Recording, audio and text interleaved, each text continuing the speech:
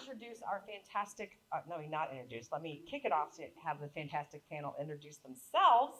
We have three fantastic folks here, all of whom are obviously going to share with you their thoughts about this, but I want to thank them for being here. This is a tough spot to be in about mindset, but I know we have a really great panel. So Heather, would you introduce yourself, please? Sure. Hi, I'm Heather Laginus, and I'm with Laginus Insurance Agency. So we're an independent agency, insurance agency in Plymouth, and we handle both business and personal lines of insurance. I've got 22 years of experience, licensed agent, and certified insurance counselor. Happy Wednesday, everyone. My name is Robin Penny. I'm a serial entrepreneur. I've been coming to Femprenuer for many, many years since the beginning. I started my journey in your spot as an attendee and went from an attendee to an exhibitor to now a panelist. I own two companies. One is a recording studio in Midtown Detroit called Audio Engineers of Detroit. The second one is Motor City Woman, which is an audio post-production company with a host of clients across the country. I'm happy to be here and talk about the importance of mindset. Hi everybody, I'm Nagham Alsamari. Nagham is melody in Arabic, if you're wondering. And I'm from Imkan Leadership Development. Have you ever had a challenge in your life, or am I talking to people who had smooth sailing lives? If you have, like I have, if you're wondering, I'm the person who died almost 5 times on that sheet you were looking for. And I didn't just live through these experiences. I actually developed a framework to help me grow and turn those challenges into opportunities. So from different positions and roles into opening my own business, that's what I do. I help people train their resilience muscle, starting with learning about your self-awareness through DISC, personality assessment, and not just learning and labeling yourself, but actually taking that to the next step and seeing how you can grow and thrive, not just in your business, but also in your personal life. And I'm really happy to be here. This is my second year, not a veteran like or an OG like the ladies here, but I'm super excited to be here. Sure, absolutely. Eileen, right? Yeah. Right, we got a panel. Okay, let's jump right in. How do I get unstuck from my negative or scarcity mindset? Okay. How do I get unstuck? And this kind of came up a little bit at our table. We were talking about how to reset when something happens. And the one thing that I always start with is, what are you consuming that got you stuck? So let's look at the core before we start trying to change. Because if you try to change and the core is still there, you're just going to keep a loop. It's just going to keep looking. So what are you bringing in? What are you watching? What are you seeing when you scroll online? What are you listening to? Who are you around? So those are all the things that you are consuming. So start there, but then recognize it and change it. Do something a little different. For me, yes, having a business now is kind of like you have to have social media. However, that doesn't mean I have to be on social media. So that's something that I use a software to program my posts and to schedule my posts. Because I was finding that the more time I spent on social media, the lower I felt. And then I would get consumed in, I should be doing this, and my business should be here and not there. And I said, why do I feel like this? I'm doing awesome. So I started looking at software that controls and that programs all of my social media posts. So that's to start. Yeah. I know. What's software? What software? Schedule your social media posts with software. Yeah. I know that came up a lot at our table with the question of not just getting stuck, but just how do you get over like procrastinating, or you have something you don't want to do. And we said, well, make that call first thing in the morning. If you have something you feel is negative or you're worried about it, sometimes you have to just get it, push through it and get it done with. So that would be a tip that we come just to address it first thing in the morning. A lot of times things go better than what you think it's going to. So get it done with, and then a lot of times the rest of your day will flow smooth. So, eat the frog, right? Yes. That's exactly right. Naga, what do you frog. got? What do you think? Well, the first thing, I went through this myself, and what I have found really helpful is that, and I discovered this about myself, is that all these negative thoughts are just, they live up here. They're not actually out here in the open. We don't actually talk to ourselves, like hear our sound say things. And you really need to hear your voice. So when you have that negative thought, bring it outside, hear yourself say it, and then ask yourself, is this an actual fear, or is it just an assumption that you're making based on what someone said or social media? And then just go from there. Analyze that thought first, and then you can say if it's negative or positive after that. Fantastic. Yeah. Thank you. So that's a great tip too. We have a question here about how to manage negative self-talk. Great tip. Other tips from the panel: manage negative self-talk. What's your thought on that? I could go on and on about managing self-talk because, again, you have to look at where is that coming from. And that's where I think a lot of work comes into whose voice is that? Is that family member's voice that's really being disguised in your head? You know, where did you get that from? I know one of the things that I try to do, and I now have 3 kids, and get my kids to do is to not only write out what that thought is or what that negative thought is saying to you, but then write out, counteract it. That's not true. Yeah. You know, where did you get that from? Or, you know, you can move past that. So I think recognizing it, but really doing deeper work. And I think the conversation that we're having is more like on the surface things. But when it comes to negativity, and especially thoughts that are coming in your head, there's some deeper work that has to be done to get to the root of what that comes in. So I think, you know, as far as negativity, you know, focus on what went well that week. Sometimes you have to just bring it down to, you know, I had a very good conversation with a client or a prospect, and that went really well for me. You know, why am I having these negative thoughts? So that would be one thing, and to just maybe write out, you know, things that have gone well for you that week, things that have gone well that month. What plans do you have for the future for your business? Or in your personal life, you know, positive things to look forward to for the future. I think that is a helpful tip anyway, as far as just looking forward and, you know, because you can't change the past, anything that happened, or if there was something negative that happened in the past, but you can look forward and move to the future and, you know, think those positive thoughts. Think of the good things you're going to do for, you know, for yourself, for your business, for your family, and just, you know, move forward. Can I add something to that? Yes. Great tips, and I want to add, ask why. You have a negative thought, bring it outside, listen to your voice, and then ask, why are you feeling this way? Why do you feel negatively about this? And break it down, really good at analytics. Break it down as to why, and make it into a question that you can answer, as opposed to just a thought that lives up here that just compounds with other thoughts. So ask, why am I feeling this way? Why am I feeling like a failure? Why am I feeling like whatever the negative thought may be? I like that. So, how can you help me build my resiliency muscle? I think we said that. So let's talk about the resiliency muscle. How do you know you have to have one? We all do. That's the question. Do we have one, like biologically? There's somebody here who is in the medical field? No. It's a figurative muscle that we all have. We all have it. It's a learned skill. It's not something you're born with. And it takes realizing that first. You have to actually know that you can all build it. And it's not something you just wake up in the morning and decide, I'm gonna build my resilience muscle and, you know, be stronger. One thing I want to point out, resilience isn't having thick skin. It's not just facing, you know, whatever the biggest fear and coming out really strong and that's it. It's being true to yourself, is knowing your capabilities, your own strengths, your weaknesses, what you can work on and what you bring to the table.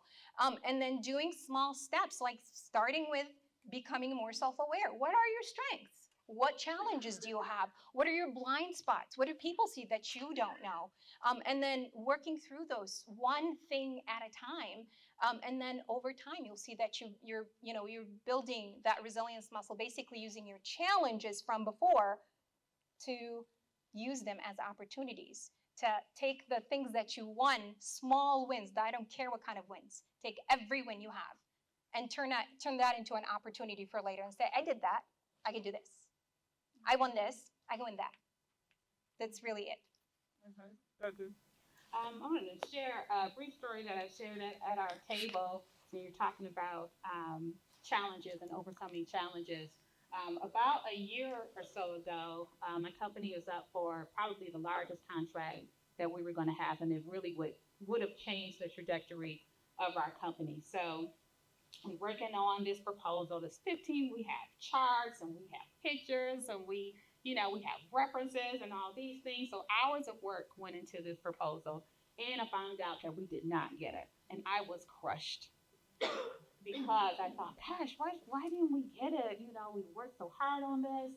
But in that moment, I was at that point of, okay, do I stop going towards these larger proposals, or do I ask the person, why didn't I get the proposal? Give me some action steps so that the next time, because there will be a next time, I create a proposal and I present a proposal to you, I'll know what you're looking for. I'll know, some areas that I need to improve on. And he actually responded and said, these are some areas that you were a little weaker on, and, these are some suggestions that we have. 6 months later, we did get a contract with them, not as large as that first one. However, I looked at it as, now I have a seat at the table. Now they're going to get to know me and my company, and next time we'll be up for that larger, six-figure contract. It's a great story. As far as, being resilient and being able to bounce back from things, I work in insurance, so I'm not going to win them all as far as clients are concerned. And I probably say this is true for everybody in the room, and not every client is going to be a good fit for me, and vice versa. I may not be a good fit for them. So you just have to go with that as far as you're going to have wins in life and, and in business, and you're going to build on that. And you're going to have to bounce back from some. There's times, you may have a good client and you lose them for a reason that's beyond your control. You're going to have to just get over it. Wake up the next morning and you get up, you show up for life, and you keep on working, and you're going to, build it back and be able to, build more client relationships, and, ultimately, like I said, a week is strong, because again, can't win 100%. Not every account is going to be a good fit for you, but you are going to be good. Your services and what you provide is going to be, very good for a lot of people. It's great. I love the way this question is phrased. How do you break the bondage of people pleasing and lack of boundaries? That probably could have been a question at every one of our tables. So, thought, boundaries. That's a good one. Go ahead. Okay. I learned in business, there's times you have to say no. That's just number one. You can't say yes all the time. And I think we talked about this at our table too, which is that, it's probably natural for a lot of people, women probably in general, to want to be able to please other people and yeah, and of course you do that to a certain extent to have good client relationships and good relationships with others in your personal life as well, but you just, you can't say yes all the time. It's just impossible. You have to have good time management skills, and to do that, if you said yes to everything, it just, you wouldn't have time to do the things that are important to you, both in business and in personal life. So yeah, so learn how to say no, ladies. And then extending on that, Heather, I read that by saying no, you leave space for the yeses. Yeah. So that you're not overcommitted. Yeah. So like, doing events and coming to events like these, I do a handful of these per year. I used to do all of them. Any event I was invited to come and speak at, but then I was overwhelmed. I was drained. And as an introvert, I would go home just like, oh my God, I just wasn't anything involved. But now, I'm selective on events that have a clear mission and that have, that is aligned with who I am and what I do. But one of the things that, in thinking of mindset, one thing that I wanted to make sure that I share is that I have a podcast called the More Than Business podcast, because I go more into detail about, being proactive with your mindset. So you can't wait to work on your mindset when a challenge comes, okay? Mm-hmm. Being proactive and strengthening that muscle And so that when it comes, then you have you have the wherewithal, you have the tools, you have the strategies to get over it, and not over it, go through it more so Yes. than get over it. Yes, speaking of podcasts, the Building Resilience Muscle podcast is on YouTube. And yours truly talks about that. But first of all, I've been fasting all day, so no water, and my mouth is dry, so forgive I'm losing my voice a little bit. In terms of people pleasing, it's another habit that I found myself breaking away from as well. And going into a leadership role myself, I found this big urge that I want to make everybody happy. But more than that, I want to make people like me. And the way I found out I did this is by asking the same question I asked before. Why? Why do I want people, to like me? And then I started writing things down and figuring it out all on my own and trying to, get down to the root of the cause of why. And I found out, and then I asked myself a question. What am I trying to accomplish from being in this role that I'm in currently? What is really important? What do people get out of my leadership? That's really what's important, is how to serve them best. And it's not about me, it's about them. And when I started doing this, it was so hard, and I'm still struggling. It was so hard to actually make it not about you, but about the people you're serving. You just have to constantly remind yourself, what are you offering to people? What are you doing? And then once you focus on this, you're really not people pleasing anymore. You're just focusing on what is within your ability to do. And that's it. Outside of that, you can't really do that. And if you can't help someone with something, you just say, I'm sorry, I can't. Because you have to serve yourself first, because you can't really pour from an empty cup. We all hear that. And you just have to, and it's a daily thing, like Robin was saying. It's not something you wait to build, you have to work on consistently. How many moms in the room? How many moms who've flown on an airplane in the room? Right. Who puts their mask on first? Who? The mom. The The mom. Kid does it themselves, like a year ago. No, listen, Yeah. I want to really take a note from that, right? Yeah. What you just said is really important. Put your own mask on first. Then you will be able to help everyone, like other people. Otherwise, you can't. And that's such an important message. And we hear those, oh yeah, that makes sense. Okay, good, because the flight attendant told me. So, right. Well, just consider this to be life's flight attendant telling you, put your own mask on first. That's really helpful. Thank you. Okay, we have another demon. Oh no. How do I manage when I feel like I don't have enough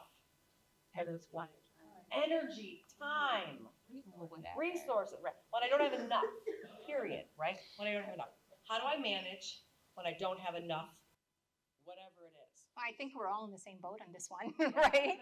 We're, or at some point in time, we started as a solopreneur, and we been there. It's controversial, but step away. When you're feeling like you're overwhelmed, you've got so much, you're focused on this one thing and you can't resolve it, physically and mentally step away. What research has found is that if you can go outside in nature, walk, get some sun, breathe a different air than whatever you're breathing inside, it'll actually help you collect your thoughts. It'll help you re-energize. And when you come back to whatever you were doing, miraculously, magically, you'll start thinking differently. You'll find yourself with different ideas than what you were stuck with before. And I know it sounds like counterproductive because you can't leave a task undone, but leave it. I'm telling you right now. I've tried it so many different times. I've helped people do that. Leave your task. Step away from it. Take a 10-minute, 15-minute break. You can do, 30 minutes is really best. Then come back to it.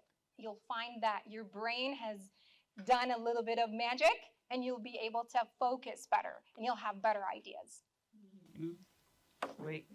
I know for me, I found that in general, if you don't focus on what you do have. If you're not grateful for what you do have, you'll never have enough.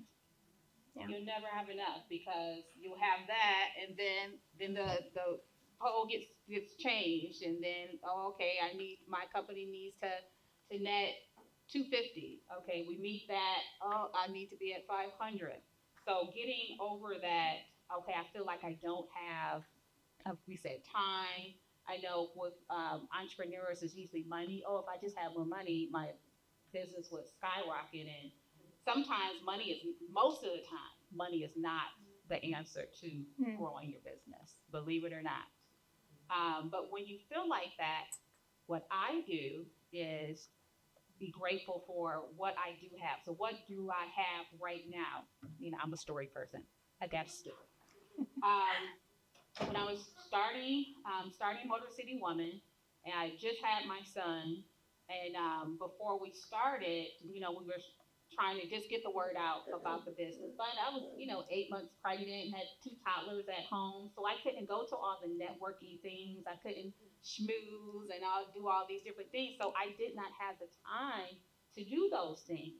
So what I did was I leveraged the relationships I already had, with other women, with other organizations, and reached out. Okay, I'm starting this company. These are some of the things that I need. I found for a lot of entrepreneurs, you don't share what you need. You don't share what is the ask. Instead of looking at I don't have this. Okay, let someone know what you need, and keep letting people know what you need. So about time we started the second company, we had a network of lenders, of resource providers who we could go to when we needed to purchase equipment, when we needed to do build out.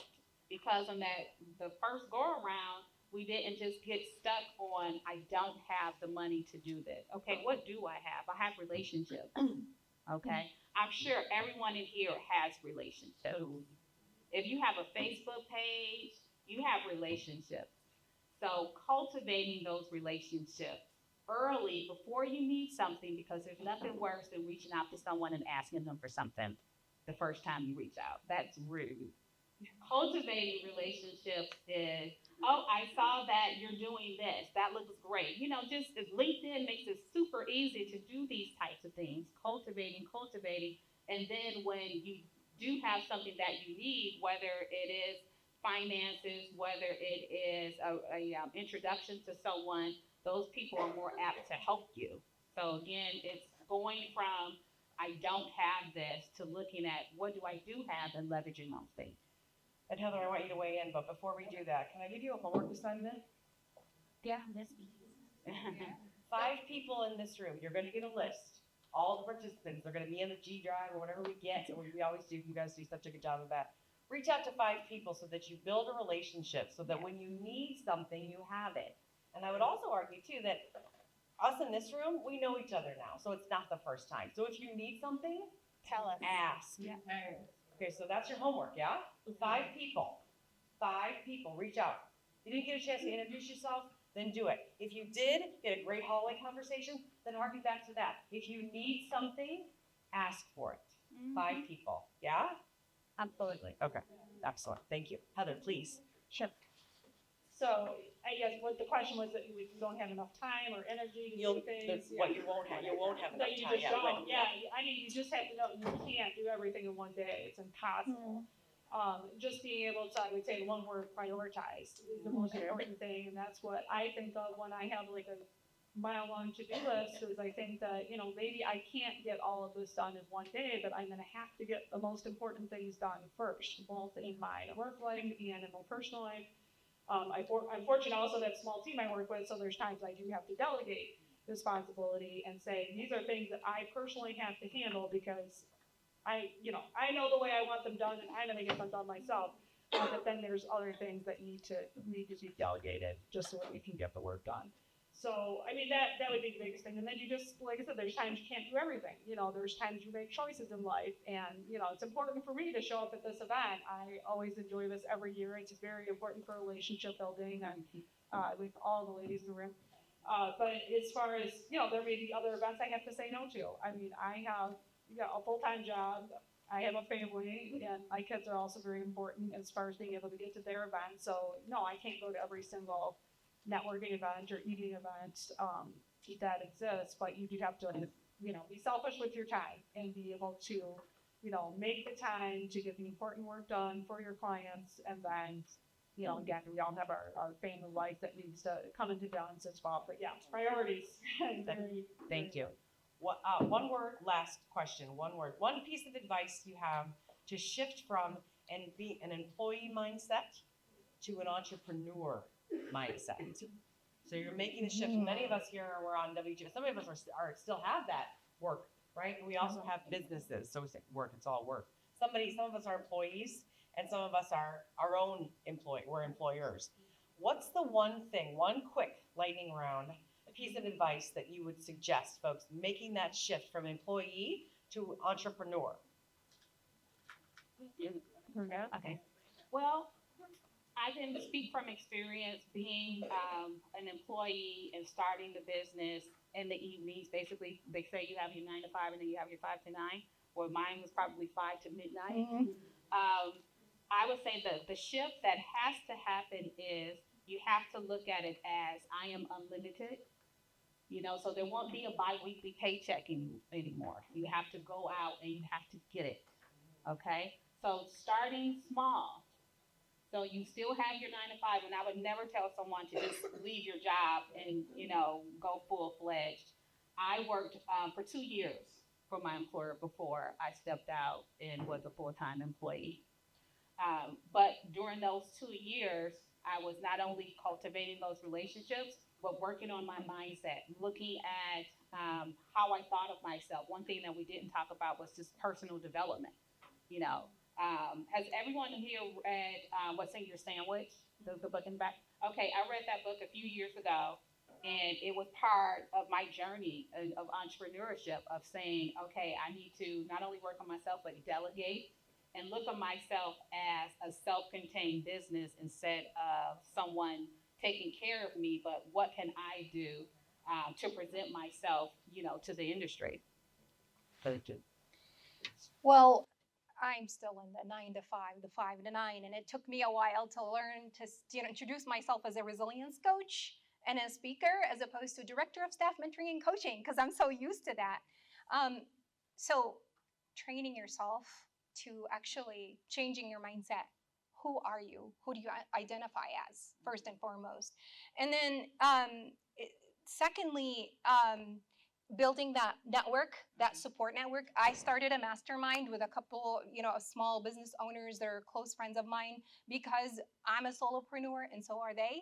And this mastermind meets once a month, and we actually talk about what we do, what challenges are we facing. We all have different businesses, but it doesn't matter. We're all facing the same challenges. And what has been helpful is that I'm seeing that I'm not the only person going through this. There's other people who are. They bring different solutions, and that has been really helpful. So if you have somebody you can start a mastermind with or join one that's already existing, I highly, highly recommend that. And then finally, get organized. I find that has super helpful being a mother, a grandmother, doing my daytime job, my business. I run Toastmasters, a club to help people, speak professionally. There's so much more that I do. I can't do it without being highly organized, and I use a system. I don't just set goals. I have a system in place to help me go through all these goals and accomplish them one at a time. It's really hard to follow through if you have all these things to do, but you don't have a system in place. So get organized is really important. Okay, I'll make my response quick, but I think the key is just hard work. I mean, I tell my kids that all the time, that you're never going to be successful unless you look hard. I don't care how smart you are. You're going to have to put the work and the time into it, especially if you want to make that shift from being an employee to owning a business, being an entrepreneur. You're going to have to really put the hours in and be able to just, stay focused and work hard. And if you're not willing to do that, I think that's work out for you. I think that's fantastic news, because I don't know if I've met a group of women that are harder working than the women inside this room. So give yourselves a round of applause. Thank you, Anna, for